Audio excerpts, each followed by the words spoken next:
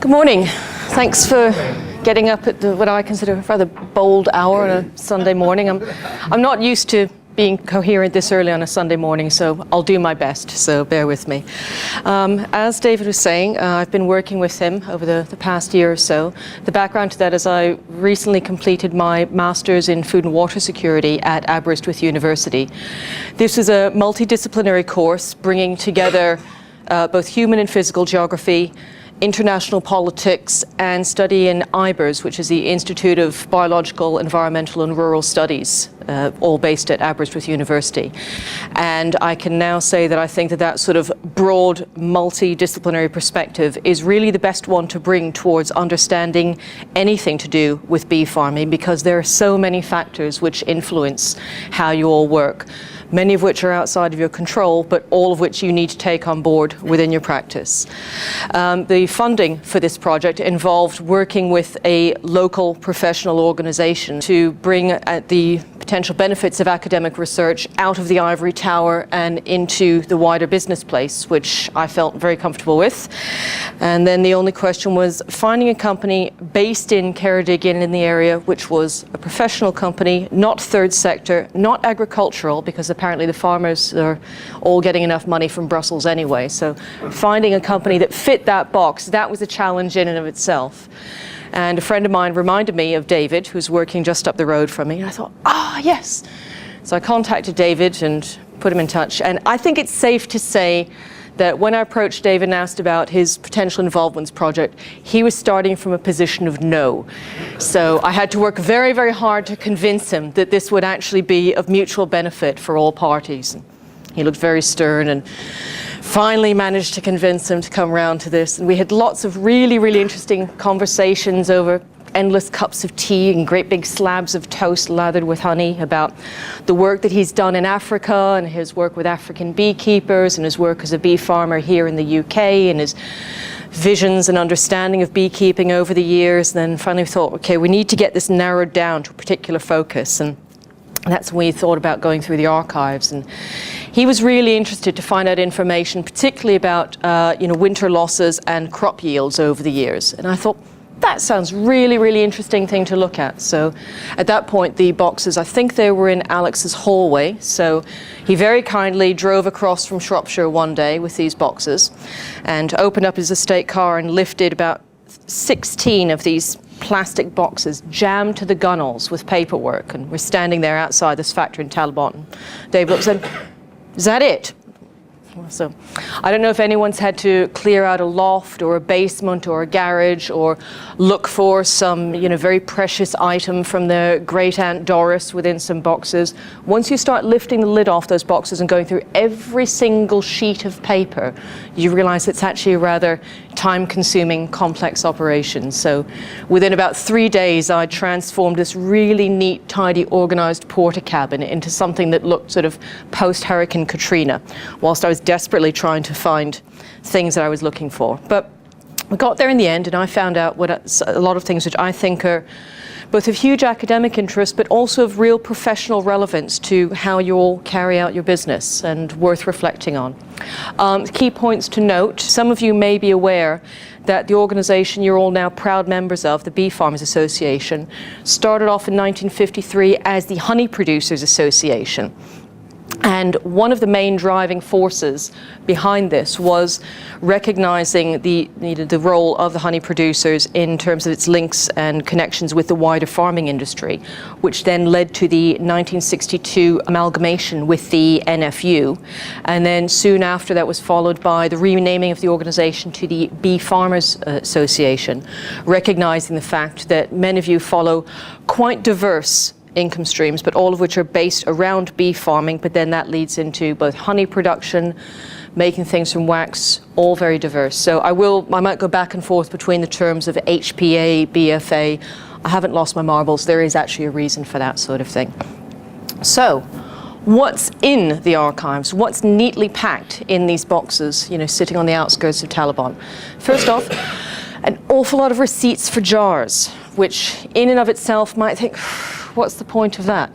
The point is, as a professional trade organization for really quite a small select industry, Nobody else out there is going to be working on your behalf for the things which are quite fundamental to your organization, which the rest of the farming industry might not be that concerned about.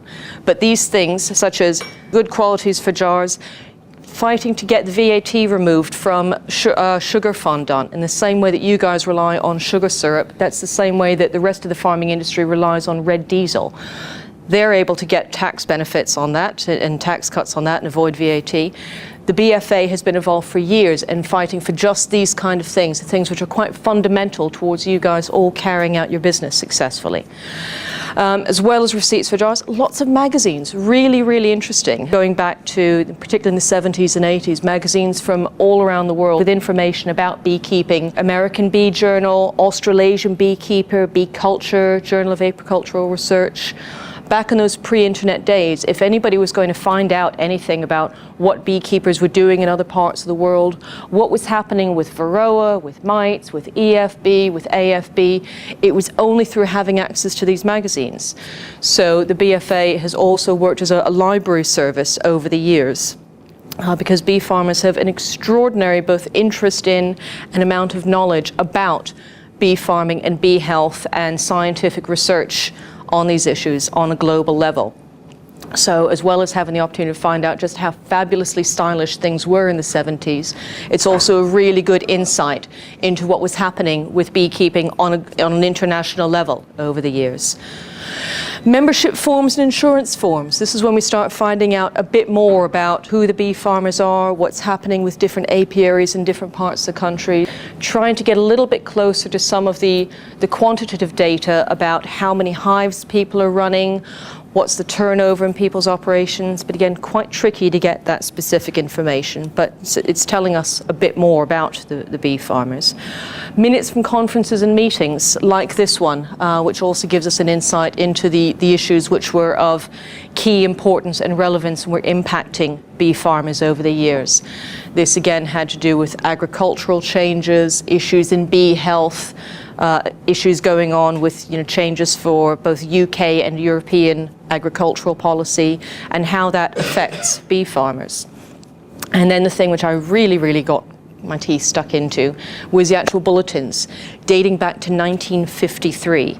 Generally put out at that time about every 2 months, densely packed foolscap paper. Alex was saying, can you send some nice pretty photos to go with your article? Nice. And I said there were no photos. This was just lots and lots of really dense lines of typing, giving information about what bee farmers were doing.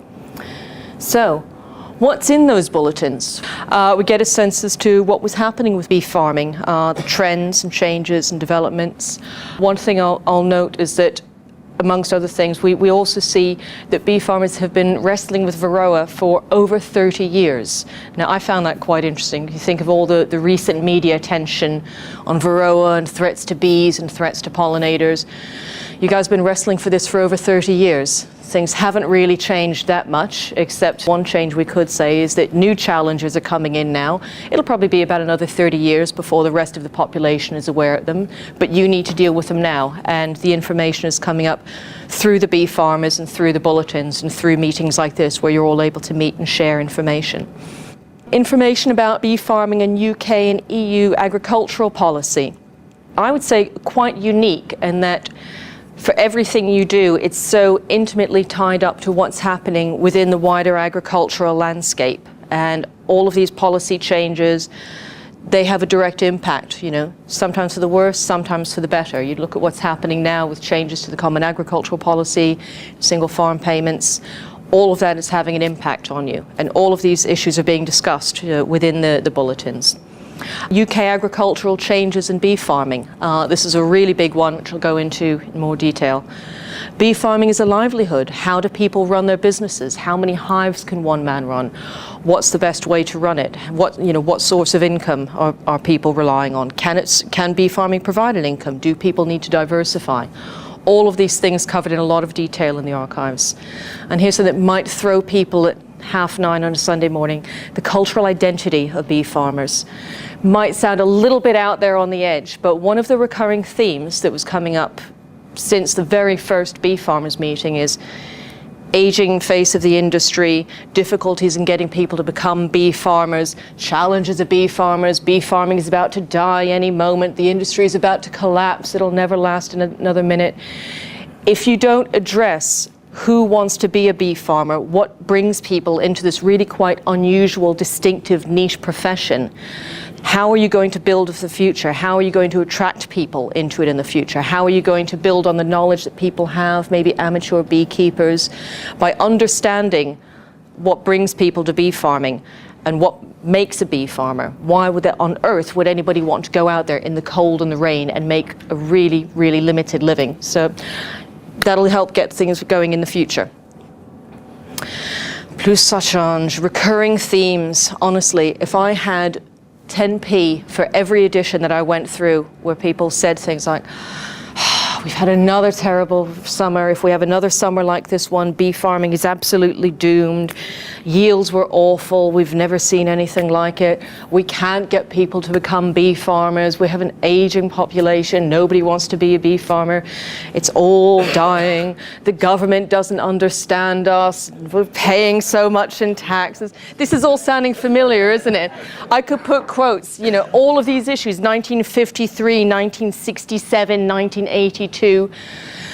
The bad news is it's still going on. The good news is you're still going on. Yeah? They haven't beaten you yet. You're still alive and kicking. So there's something within bee farming that is worth sticking with. Agricultural chemical use. This is a big issue which I'll go into in further detail.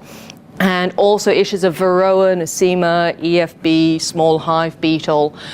The BFA, I would say, has always been at the forefront of both monitoring these diseases, exploring different treatments, exploring different ways of doing things. Certainly seems that the BFA has often been ahead of the curve on a lot of these issues. We'll go into that in a bit more detail later on. What's good for the bees? No, absolutely a key issue within all of the archives, this issue about the importance of the wider ecosystem health. Because as I was saying before, bee farming is so totally reliant on what's happening in the wider environment. You know, cattle farmer, bad year, they can take them into the shed, they can feed them hay, they can feed them silage.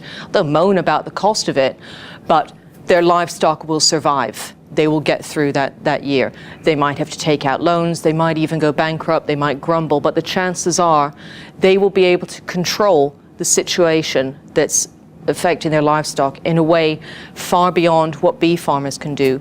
So this centrality as to what's happening in the wider ecosystem is absolutely fundamental and always being addressed, you know, within the bulletins. Forage quantity and quality, something always discussed by the bee farmers.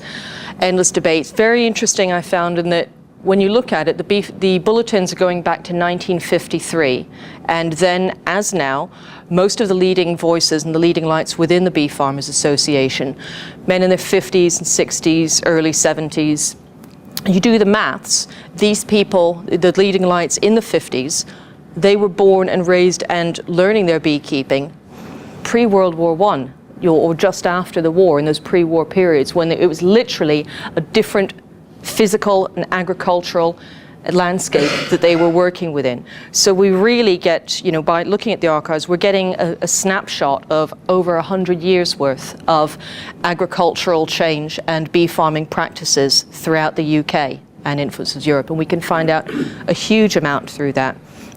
And there was a lot of concern amongst those early bee farmers about the changes to the agricultural landscape and the changes to forage that were available. This issue about the health of the wider ecosystem was one of the driving forces behind the amalgamation of the NFU and the BFA. Bee farmers were very conscious in the 50s that agricultural practice was changing dramatically. It was the rise of, you know, a much more agrochemical based approach to agriculture, and the bee farmers were already starting to feel a concern about what the impact would be, and they thought, okay, we need to have a voice, we need to be sitting at the table when these discussions are being made about what's going to be happening with agriculture. So the bee farmers were very, very excited, you know, in 1962 about this amalgamation with the NFU. Whether they had reason to be excited is something we'll debate further.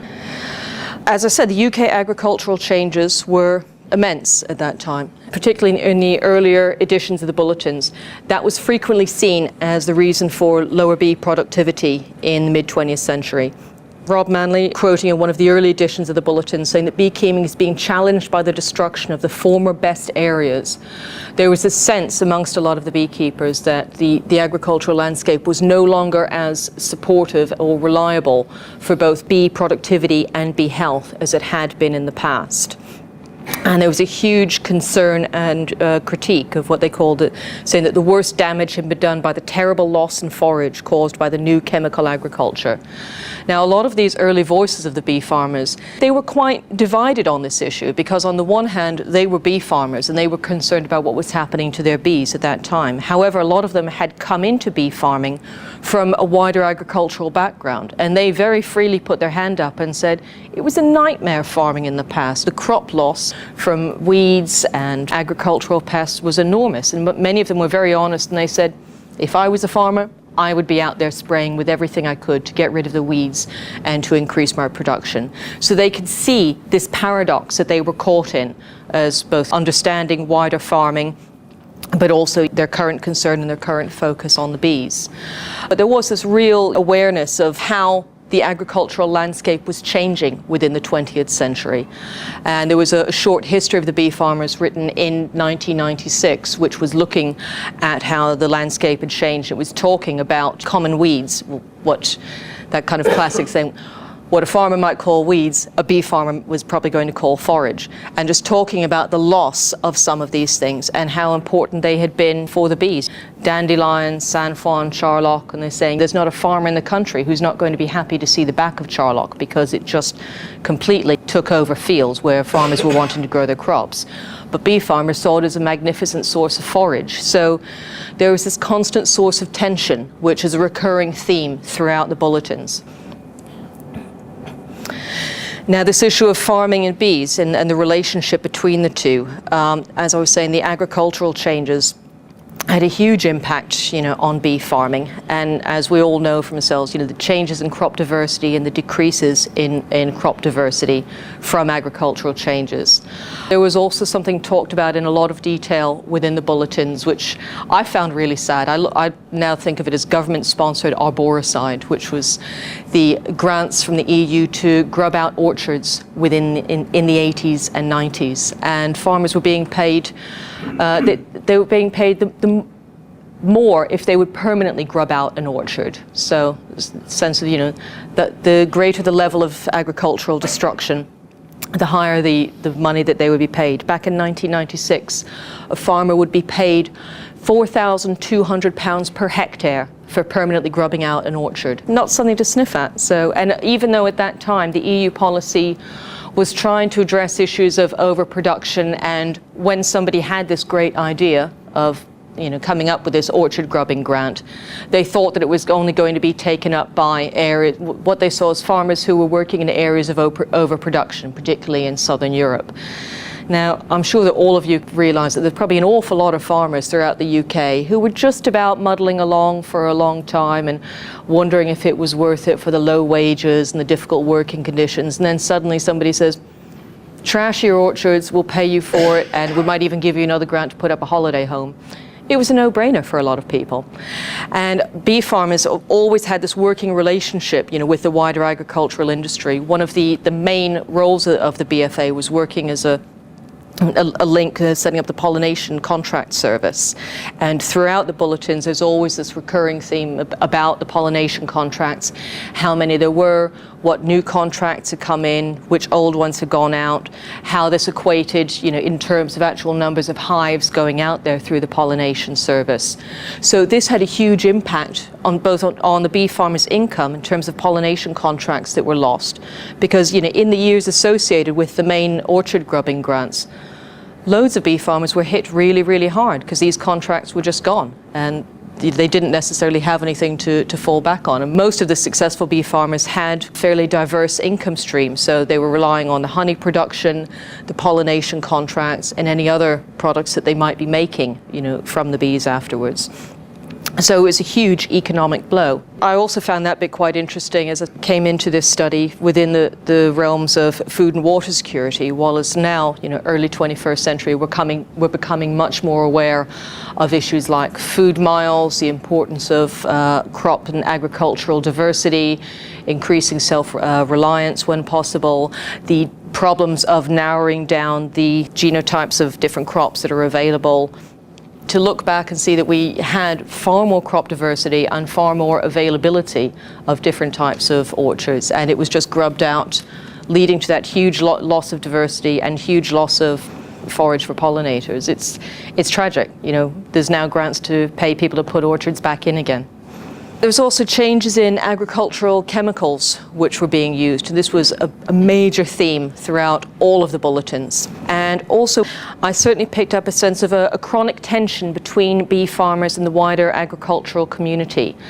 Now, as I'd said, one of the driving forces behind us setting up the HPA and then the BFA was to strengthen links and communication between bee farmers and the wider agricultural community.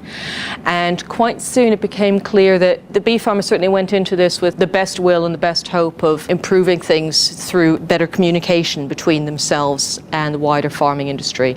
And you get a sense of the real frustration that they were involved in a one-way conversation, and they were expected to do a lot more listening than being heard themselves.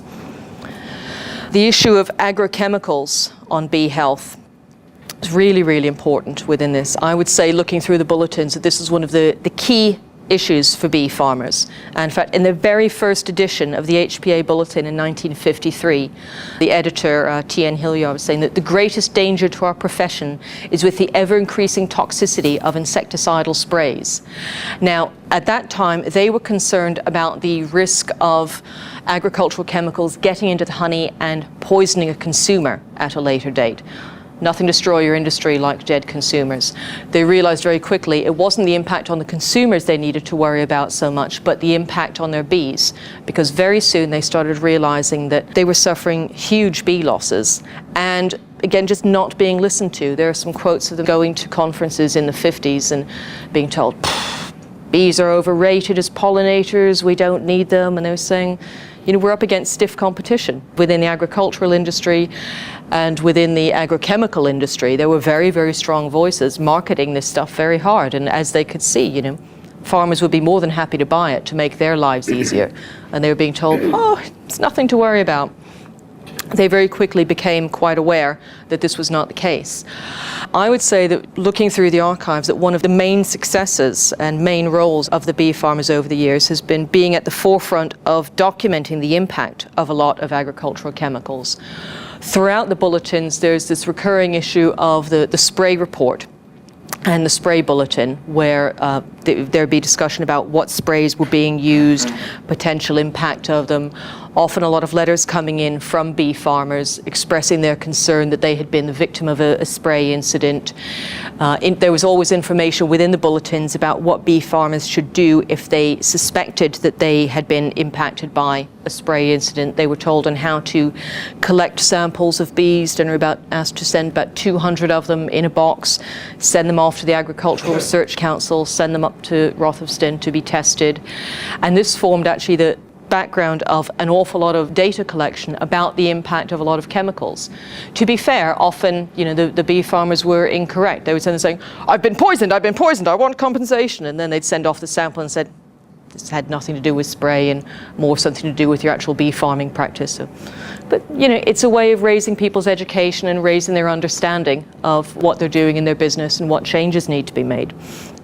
But the bee farmers played an absolutely key role in gathering this data, because one can argue that they had the strongest motivation to go out there and see what was happening. Somebody else might be going on a nice walk through the countryside with their dog and think, usually this time of year, a lot more bees buzzing around. Oh well, carry on walking. If this is something that's impacting your business directly, you're highly motivated to find out what's going on.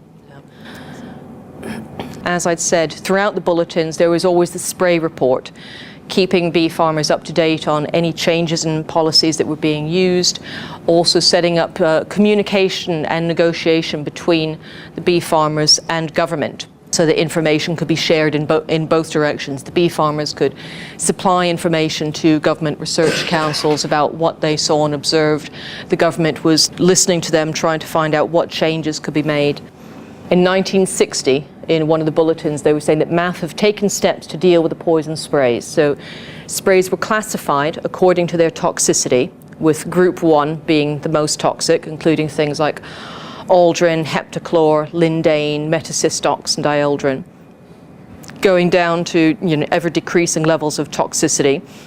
Group 3, DDT, endrin, trition, and group 4 considered relatively non-toxic materials that can be used around bees. Now, what I find interesting looking at this today, nearly 50 years later, is that almost everything on this list, if it hasn't been banned, it's been highly restricted. So what was seen at the time of might be a little bit problematic, but we'll find a way of working around with it. This one's absolutely fine. Over the years, our knowledge increases, our understanding increases, and much of that has to do with information gathered by the bee farmers, sending samples in, developing working relationships with researchers and saying, this is what we're seeing, this is what we're observing, this is a sample. Bee farmers also being able to send in information about what they were told by farmers working within the area about what sprays were being used. All of this created a completely unique data set, which eventually was used to change policy on a lot of these agricultural chemicals.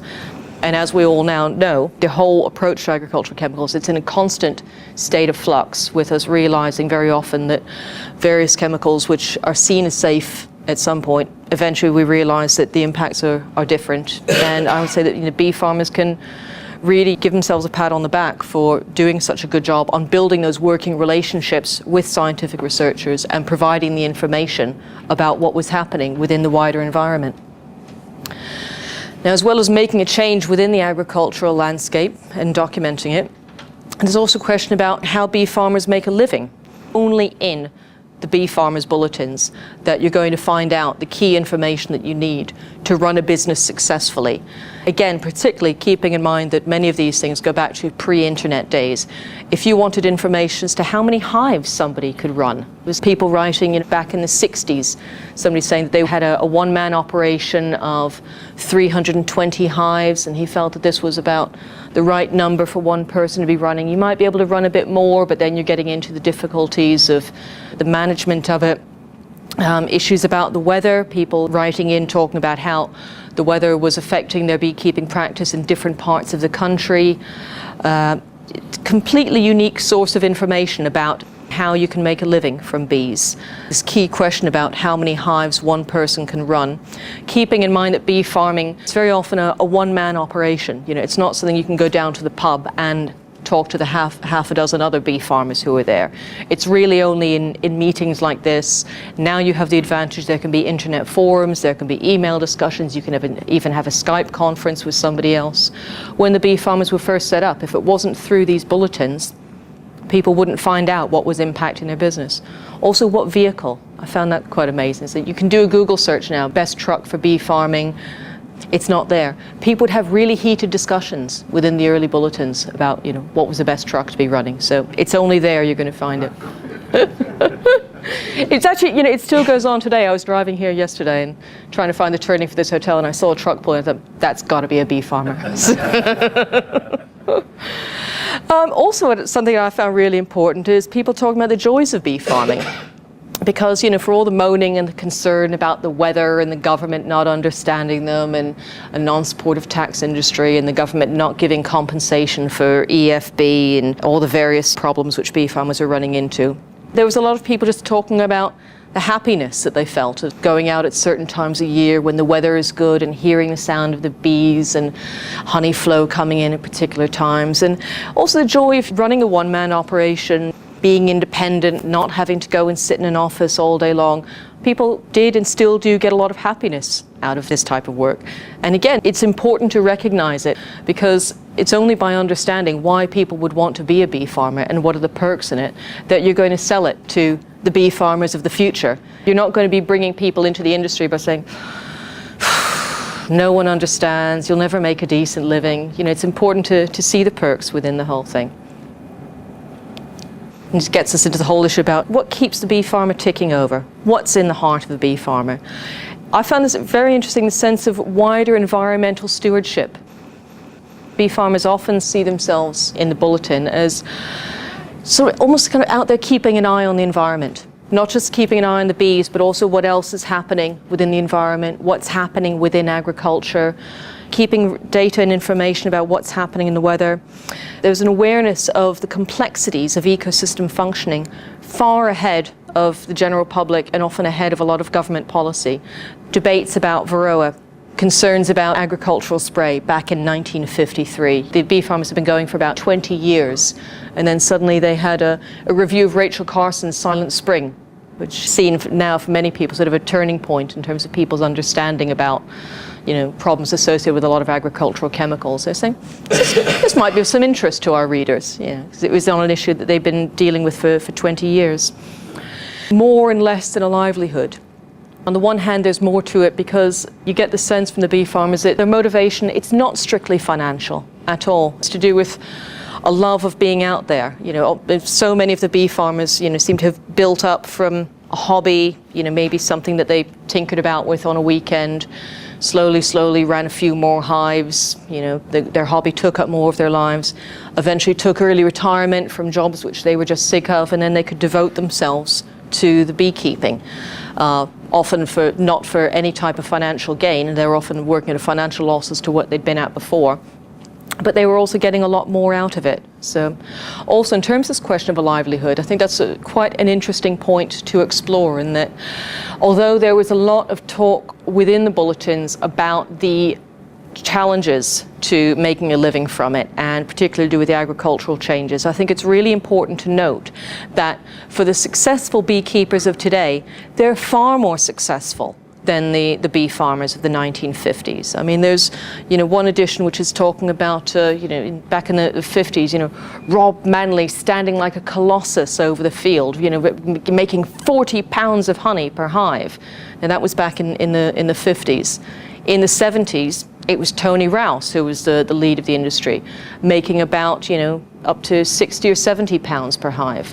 And now talking to some of the bee farmers, the ones who are at the top of the profession and of the industry and are really running it as a business, people who, bee farming is how they make their living, how they pay their mortgage, how they're sending their kids to university.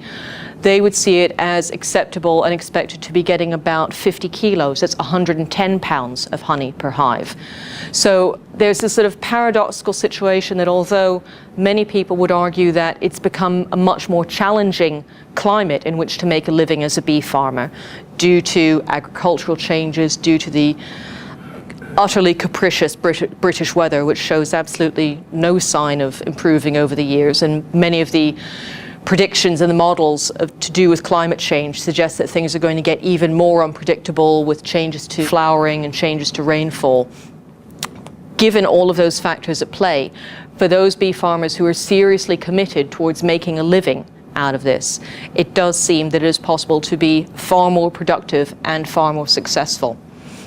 A lot of what seems to be behind bee farmers is something that is referred to within academic circles as tech, traditional environmental knowledge. And this is sometimes seen in parallel to other forms of scientific knowledge, but it's knowledge of the environment which is developed over a longer period of time. It's an experiential knowledge. So part of it will come from reading books, as happens for the bee farmers today, but at the end of the day, it's about doing it. It's about what you learn by doing. And it often takes an awful long time to build up this type of data and this information. And this is something, I both see within the archives and from talking to beekeepers and bee farmers that, so often people say that it's only after they've been doing it for about 20 years or so that they start to get a sense as to what they need to be learning for the next 20 years. It's unlike a lot of other professions where you can go and do some training and, after about 18 months or maybe 4 years of a professional training course, you're good to go. It's a long, slow, continuous element of data creation. Now, interestingly, from my perspective as a researcher, this issue of tech and traditional environmental knowledge It's very interesting, and that there's work, particularly in other parts of the world, a lot of information being done with First Nation people in Canada and in the Arctic for scientists who are working on climate change, trying to understand changes to ice flows. They're realizing that some of the best information they can get to complement their understanding of what's happening in that environment is by working with First Nation people who've been hunting and fishing out in that area for years and often for generations, because these are the people who are at the forefront of these observations. They're at the forefront of these various climatic and environmental changes. And these are people who have endless more motivation to be understanding and observing what's happening. So there's a sense of trying to bring together these different types of environmental knowledge and different types of understanding what's happening in the landscape, which I would certainly say for beekeepers, that's something where your knowledge can really make a huge benefit towards wider understanding. This type of knowledge gets increasingly seen as contributing towards both environmental and economic resilience by understanding, how things fit together in a wider picture, in a wider economic and agricultural climate. Things tend to be much more resilient systems. Beekeeping is always going to be impacted by what's happening within the wider agricultural landscape. We've all seen, and the bulletins certainly document, radical agricultural changes which have happened over the past 50, 60, 70 years. There's a growing understanding that the way we've been going agriculturally might not be the best way of doing things. It gives us very high yields, but they're also very, very dependent on high nitrogen input, often very low levels of crop diversity. And there's more exploration, particularly on a global level, of systems which are more geared towards agroecology, which is interestingly enough, going back to how farming was done in this country in the past. I mean, talking to David, he was saying that the honey wholesale buyers used to travel around mid-Wales, not that long ago, even in the 60s and 70s. And they would be going around buying from farmers who would produce a ton of honey each year as part of a mixed agricultural background. Farmers would have some cows, some sheep, some bees, some honey. It was part of a much more diverse and broad agricultural system. There is a lot of people now leaning towards saying that those systems are more resilient. And I found, looking at the bee farmers of today, it's often the ones who have diverse income streams who are more stable, economically stable. They can weather the storms.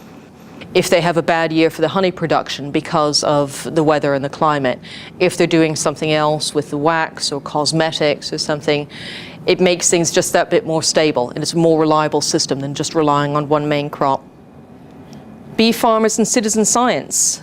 Some of you might have heard talk about citizen science, some of you might be practicing of it and gathering it.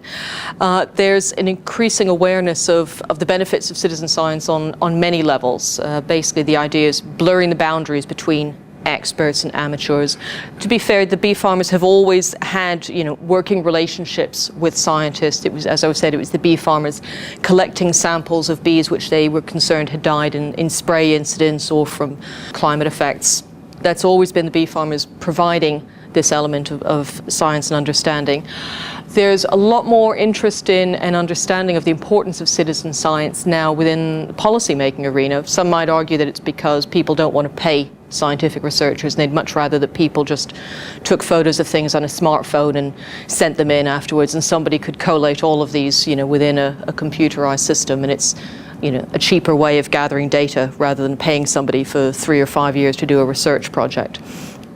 But again, this is a huge amount of data that bee farmers do have at their fingertips.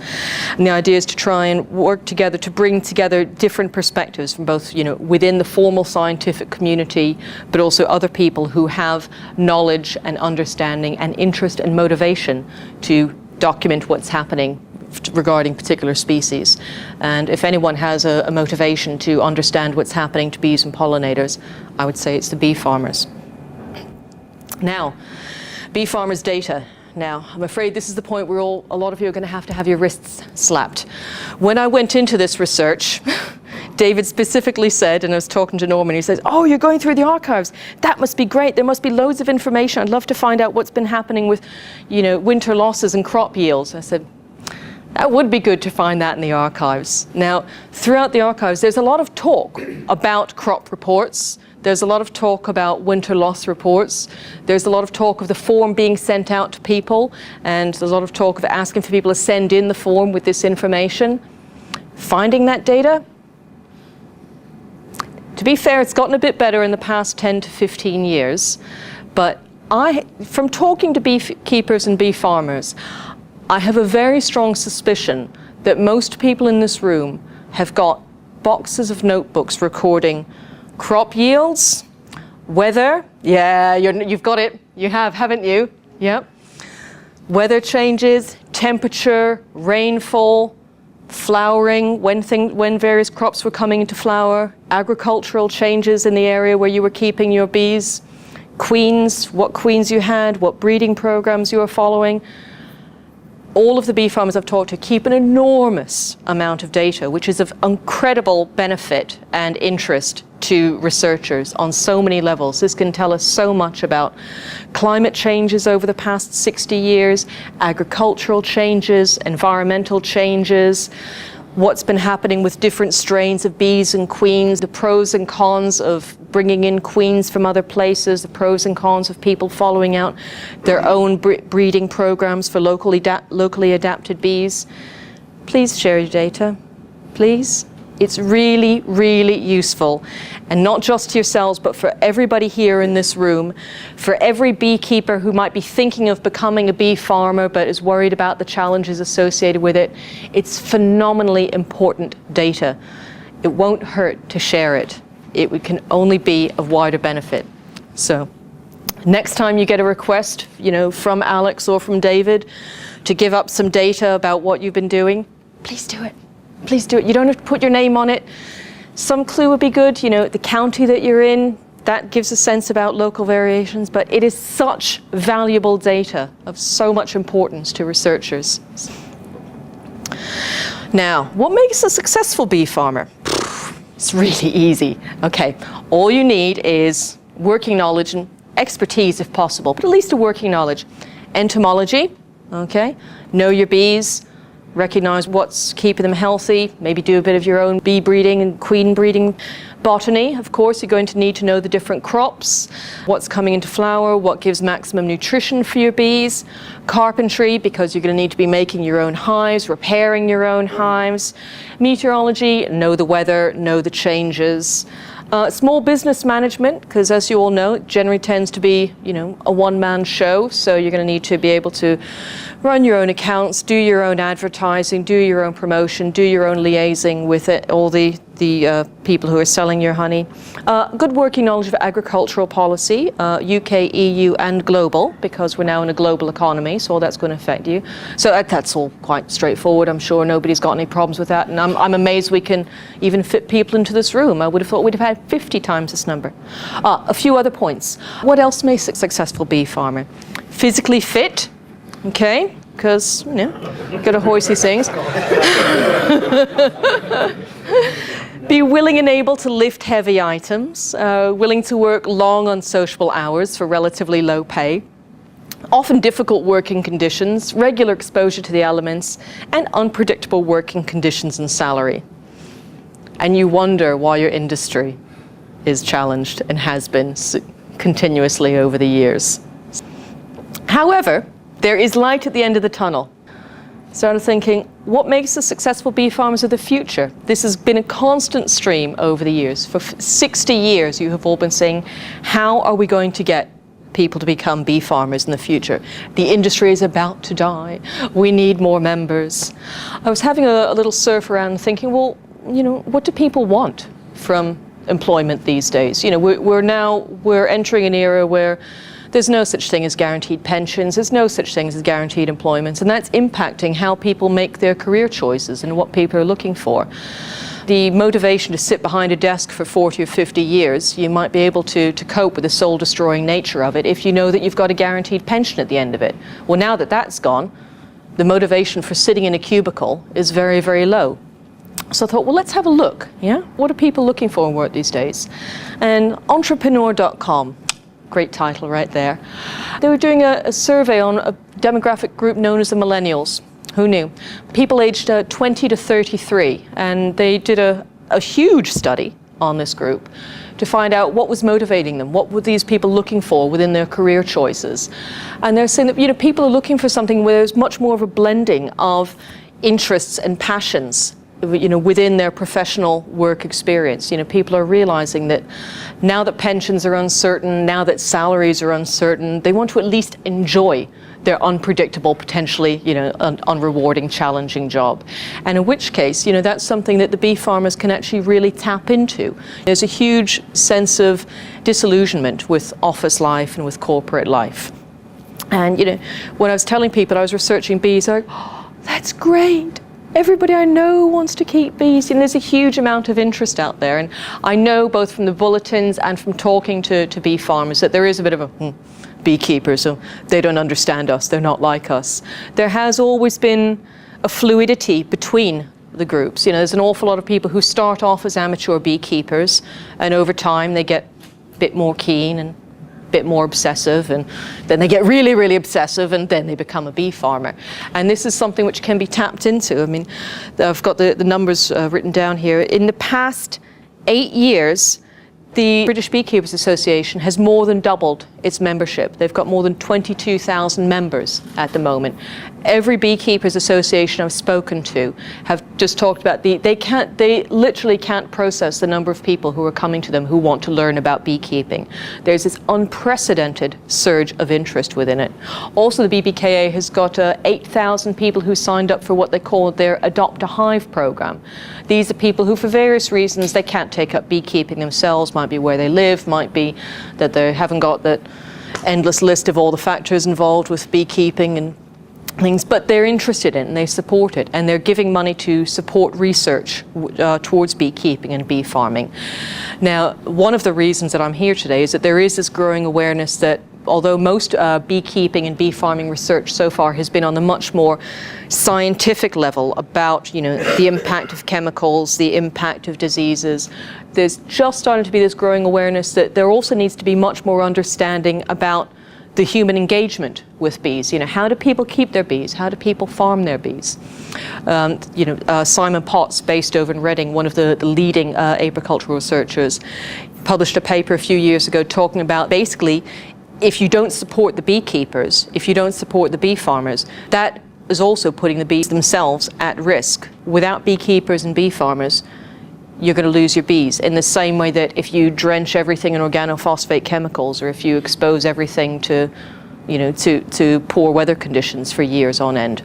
It's important to cultivate beekeeping and bee farming, and there does seem to be, I would say that there's hope for the future. Between the growing interest in bees and bee farming, and the growing interest in people doing something different for a living, and also a lot of the agricultural changes which the bee farmers have slowly but surely brought about. And there were all of these records in the bulletins, and I know how soul-destroying it can be to sit in meetings where you feel acutely that there needs to be change now, it needs to happen today.